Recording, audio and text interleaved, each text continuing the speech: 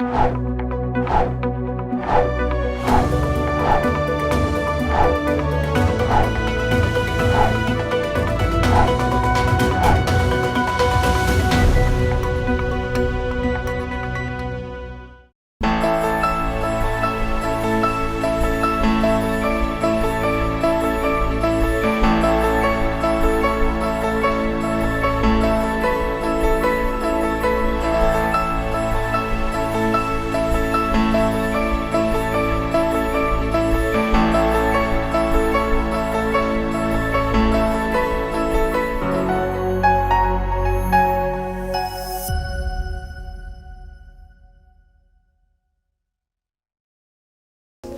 are going to start today functions.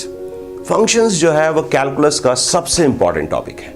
I hope सभी को पता होगा जेईई सिलेबस में अपन पूरी की पूरी मैथ्स को 5 पार्ट्स में डिवाइड करते हैं। First the most important part is calculus, then coordinate, then algebra, then trigonometry and then vectors and 3D। तो सबसे पहले कैलकुलस क्यों अपन ने रखा है, बिकॉज कैलकुलस जो है वो जेईई सिलेबस का 35% कवर करता है। सोचिए 35% सिर्फ कैलकुलस से आता है, और कैलकुलस का जो मोस्ट इंपॉर्टेंट टॉपिक है वो है फंक्शंस। तो फंक्शंस जो टॉपिक है दोस्त, उसको अपन बोल सकते हैं function is the soul of calculus. तो अपन यहां पर सोल की बात करने जा रहे हैं, कैलकुलस के सोल की बात करने जा रहे हैं। आप ये कह सकते हो जेईई मैथमेटिक्स के सोल की बात करने जा रहे हैं। पूरा का पूरा जो कैलकुलस है दोस्त, ये फिजिक्स में भी यूज होता है। फिजिक्स में डायनेमिक्स है, स्टैटिक्स है, इन सब में कैलकुलस यूज होता है। कैलकुलस बोले तो फंक्शंस का पोस्टमार्टम। कैलकुलस में जैसे जो टॉपिक्स हैं, अगर उनकी अपन बात करें तो फंक्शंस पहला टॉपिक है, उसके बाद लिमिट्स आएगा, उसके बाद कंटिन्यूटी आएगा, उसके बाद डिफरेंशियबिलिटी आएगा, उसके बाद डेरिवेटिव्स आएंगे, डिफरेंशिएशन बोलते हैं नेक्स्ट टॉपिक को, फिर एप्लीकेशन ऑफ डेरिवेटिव आएगा दोस्त। एप्लीकेशन ऑफ डेरिवेटिव में आप मैक्सिमा मिनिमा पढ़ेंगे, मोनोटोनिसिटी पढ़ेंगे, टेंजेंट एंड नॉर्मल पढ़ेंगे। उसके बाद आने वाला है दोस्त area bounded by the curve, उसके बाद आने वाला है डिफरेंशियल इक्वेशंस। तो अपन लिमिट्स किसका निकालने जा रहे हैं दोस्त? फंक्शंस का।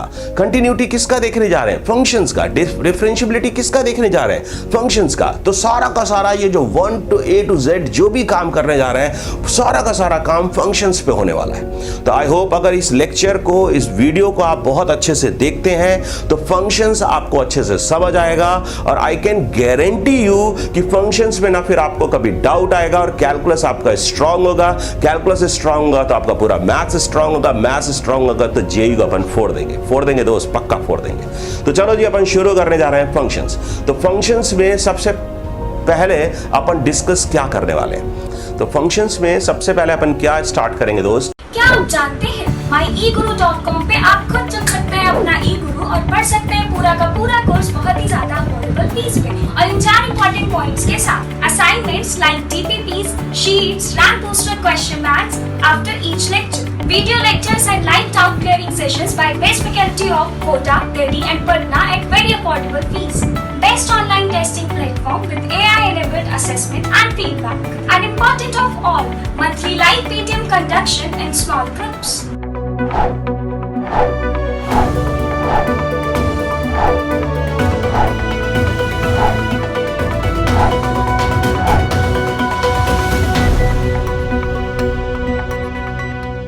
How function is defined, and second thing we will discuss how function is declared. तो सबसे पहले फंक्शन का डेफिनेशन इंपॉर्टेंट है, सेकेंडली इंपॉर्टेंट है दोस्त, ठीक है, फंक्शन को डिक्लेयर कैसे करते हैं। फंक्शन के डिक्लेरेशन का एक सेट फॉर्म है, वो फंक्शन को वैसे ही डिक्लेयर किया जाता है। इन दोनों चीजों को समझने के लिए फंक्शन के डिफरेंट फॉर्म्स अपन डिस्कस करने जा रहे हैं दोस्त। तो सबसे पहले आएगा मैपिंग फॉर्म। मैपिंग फॉर्म से अपन अंडरस्टैंड करेंगे कि फंक्शन को कैसे डिफाइन किया जाता है। फिर नेक्स्ट आएगा सेट फॉर्म। सेट फॉर्म से फंक्शन का डिक्लेरेशन सीखेंगे। नेक्स्ट आएगा दोस्त ठीक है मशीन फॉर्म। मशीन फॉर्म से हम डोमेन, कोडोमेन और रेंज को विजुलाइज करेंगे कि डोमेन क्या है, रेंज क्या है, कोडोमेन क्या है और इनमें क्या डिफरेंस है। नेक्स्ट अपन ग्राफिकल रिप्रेजेंटेशन की बात करेंगे कि फंक्शन का अगर कोई भी ग्राफ अपन ड्रॉ करें या कोई भी कर्व का ग्राफ अपने को पता है या रिलेशन है है, कोई कार्टेशियन प्रोडक्ट है अपने को गिवन है, तो वो फंक्शन डिफाइंड करेगा या कि नहीं करेगा, ये अपन सीखेंगे ग्राफिकल रिप्रेजेंटेशन से। Dear friend, keep watching this video carefully, बहुत मजा आने वाला है और बहुत अच्छा अंडरस्टैंड करेंगे आप। और आई अश्योर यू कि ये 20-25 मिनट का जो वीडियो है आप देखेंगे तो आपका टाइम पूरा का पूरा वसूल होने वाला है। Okay, yes dear students, function की डेफिनेशन और डिक्लेरेशन के साथ साथ अपन 3 और इंपॉर्टेंट सेट्स डिस्कस करने जा रहे हैं। तो note down 3 important sets. First is domain set, second is codomain set and third is range set. तो अब इसके बाद अपन डिफाइन करने जा रहे हैं फंक्शन को। तो फंक्शन को डिफाइन करने के लिए जो बेसिक रिक्वायरमेंट है वो है अपने 2 सेट्स। एक सेट है ए और दूसरा सेट है बी। इसी ए को बाद में डोमेन और बी को कोडोमेन कहा जाएगा। तो फंक्शन की डेफिनेशन ध्यान से सुनिएगा। Let A and B are 2 non-empty sets, then function is a rule from A to B such that each and every element of set A is connected with unique element of set B. Then A set is called domain set and B set is called codomain set. तो ये रही आपकी definition. Function को कैसे define किया जाता है, तो फंक्शन जो है वो 2 सेट्स अपने को दिए होंगे। तो इस डेफिनेशन को अपन अंडरस्टैंड करने के लिए एक बहुत ही ब्यूटीफुल एग्जाम्पल लेते हैं। यस, अपन इसको अंडरस्टैंड करने के लिए 2 सेट्स लेते हैं। दोनों सेट्स नॉन एम्प्टी सेट्स हैं। एक सेट है ए, दूसरा सेट है बी। ए को अपन डोमेन बोलेंगे, बी को कोडोमेन बोलेंगे। नॉन एम्प्टी का मतलब होता है दोस्त, ठीक है, इन दोनों सेट्स में कम से कम एक एलिमेंट है। तो अगर अपन फंक्शन को डिक्लेयर करना चाहें तो अपन डिक्लेरेशन में कैसे लिखते हैं, F is defined from set A to set B. तो this A set is domain set and this B set is codomain set. अब अपन यहाँ पे इसको अंडरस्टैंड करने के लिए ये जो डिक्लेरेशन है दोस्त, ठीक है, इसको अपन यहाँ पर रख देते हैं। तो फंक्शन जो है अपना डिक्लेयर हो चुका है दोस्त, डिक्लेरेशन हो चुका है। फंक्शन जो है डिक्लेयर्ड हुआ है from A to B। A को अपन ने बोला है डोमेन और B को बोला है कोडोमेन। अब इसको अंडरस्टैंड करने के लिए यहाँ पर 2 सेट्स ले लेते हैं। एक सेट ले लेते हैं A सेट और दूसरा सेट ले लेते हैं बी सेट। अब ए से बी में ये फंक्शन अपन ने डिफाइन कर दिया एफ। ए में x1, x2, x3, x4, x5 5 elements हैं और इसको अपन बोल रहे हैं डोमेन। और ये जो बी सेट है इसमें एलिमेंट्स है y1, y2, y3, y4, y5, y6, y7 7 elements हैं। तो अपन इसको बोल देते हैं दोस्त, ठीक है, कोडोमेन। अब इस डायग्राम में अपने पास 2 सेट्स हैं, एक को डोमेन बोला है, एक को कोडोमेन बोला है और फंक्शन को डिफाइन किया है ए से बी में। अब मैं क्या करता हूं दोस्त, ठीक है, x1 को y1 से कनेक्ट करता हूं, x2 को y2 से कनेक्ट करता हूं, x3 को y3 से कनेक्ट करता हूं, x4 को y4 से, x5 को y5 से कनेक्ट करता हूं। y6 एंड y7 ये दोनों एलिमेंट्स नॉट कनेक्टेड कैटेगरीज में हैं। ये दोनों एलिमेंट्स किसी भी एलिमेंट से कनेक्टेड नहीं है, ध्यान रखिएगा। तो ये कोडोमेन है। कोडोमेन का कोई भी एलिमेंट ऐसा हो सकता है जो किसी एलिमेंट से कनेक्टेड ना हो, लेकिन डोमेन सेट का कोई भी एलिमेंट ऐसा नहीं हो सकता है जो कनेक्टेड ना हो। ध्यान दीजिएगा दोस्त कि अपने साथ क्या है कि अपन फंक्शंस को डिफाइन करने के लिए 2 बेसिक कंडीशंस लेके चल रहे हैं कि जो डोमेन सेट है इसके सारे के सारे एलिमेंट्स कनेक्टेड होने चाहिए। फुलफिल हो रहा है दोस्त कि भाई सारे के सारे एलिमेंट्स कनेक्टेड हैं। एंड प्लस एक दूसरी चीज है, यूनिक एलिमेंट ऑफ सेट बी से कनेक्टेड होना चाहिए। मतलब अगर x1 y1 से कनेक्टेड है तो फिर x1 किसी और एलिमेंट से कनेक्टेड नहीं हो सकता।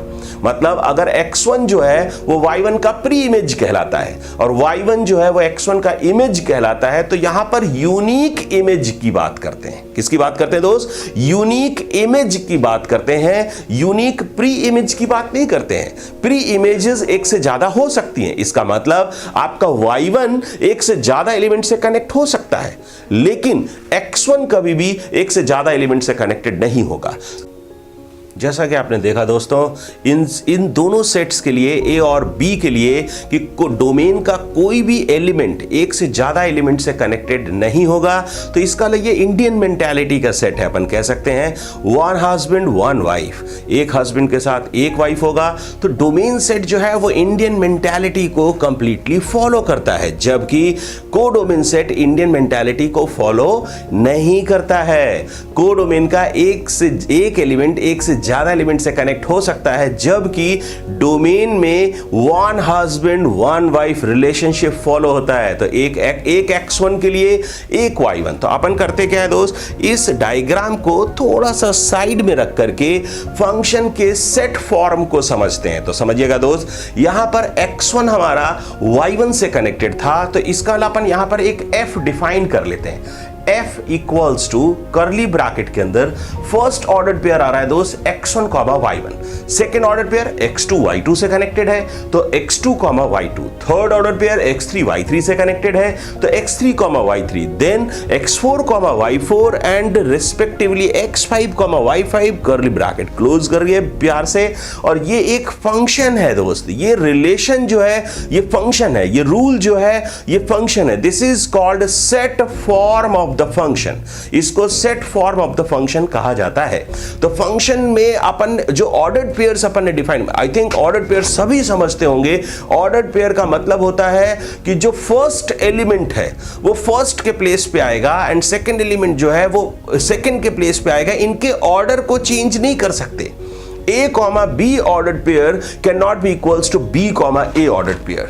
तो बेसिकली ठीक है, यहां पर ये जो फंक्शन आपने डिफाइन किया है कंप्लीटली सेट फॉर्म में, तो उसमें जो फर्स्ट कोऑर्डिनेट्स हैं like x1, x2, x3, x4, x5, जो फर्स्ट कोऑर्डिनेट्स आ रहे हैं ऑर्डर्ड पेयर्स के, इन कोऑर्डिनेट्स को अगर अपन किसी सेट के फॉर्म में लिख दें तो इसी को डोमेन सेट कहा जाता है। तो इसी के नीचे अपन लिख देते हैं दोस्त, ठीक है, domain set equals to A, जो अपन ने A बोला है, equals to within curly bracket x1, x2, x3, x4, x5, इसको डोमेन सेट कहा जाएगा। सिमिलरली रेंज सेट आएगा जिसको अपन सेट ऑफ इमेजेस बोलते हैं। तो नेक्स्ट आ रहा है दोस्त, ठीक है, रेंज सेट अपन लिखते हैं। रेंज में क्या आएगा, अगेन ठीक है, within curly bracket we have to put y1, y2, y3, y4, y5। तो कोडोमेन सेट के जितने एलिमेंट्स कनेक्टेड की कैटेगरीज में हैं उनको अपन रेंज के एलिमेंट्स बोलते हैं। और जो y6, y7 था जो नॉट कनेक्टेड था वो कोडोमेन में तो होगा